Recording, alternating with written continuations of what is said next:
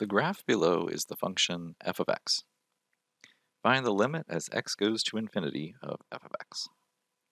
So if students have trouble with this, generally what they're failing to see is just really exactly what the question is even asking. But take away the y-axis for a second and just concentrate on the x-axis.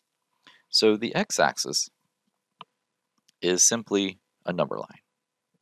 And all of those values on that number line are ordered from negative infinity all the way to positive infinity, although depending on the scale of the graph we're looking at, it may stop somewhere far short of that.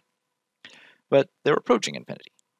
So we're looking for the limit as x grows to infinity. So we're looking for the x values, so along the x-axis, and we're just letting those values get larger and larger as they approach infinity.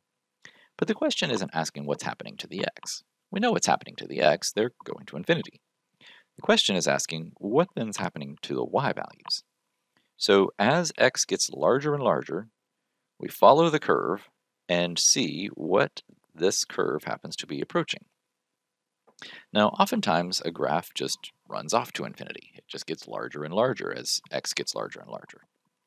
But other times you can have a graph that has what's known as a horizontal asymptote, which is a value that the graph approaches as x gets larger and larger. And that's exactly what the infinite limit is doing. It's just effectively asking, does this graph have a horizontal asymptote? And in this particular case, it does. It happens to be at the line y equals 1, and that's the value of our infinite limit.